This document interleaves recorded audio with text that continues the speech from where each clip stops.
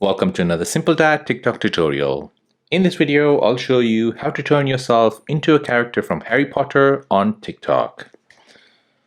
So if you're new on the channel and you want to find out more about your iPhone, your Android phone, or any other social media apps, then go ahead and hit that subscribe button to become a part of the Simple Dad community. Hit the like button if you find this video useful. So TikTok has recently released this effect where you can now turn yourself into a character from Harry Potter. So you can turn yourself into a wizard, Lord Voldemort, or you can turn the scenes into a Harry Potter scene.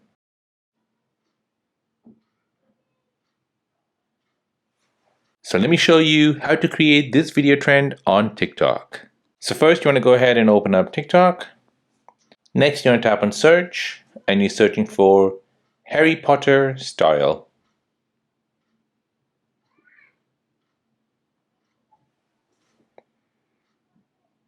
Now in the search results, you're looking for Harry Potter style, which will appear under effects, and it looks like this. So to use it, go ahead and tap on use this effect. Now you want to go ahead and enable the front facing camera. And now you want to go ahead and press the record button, get into pose.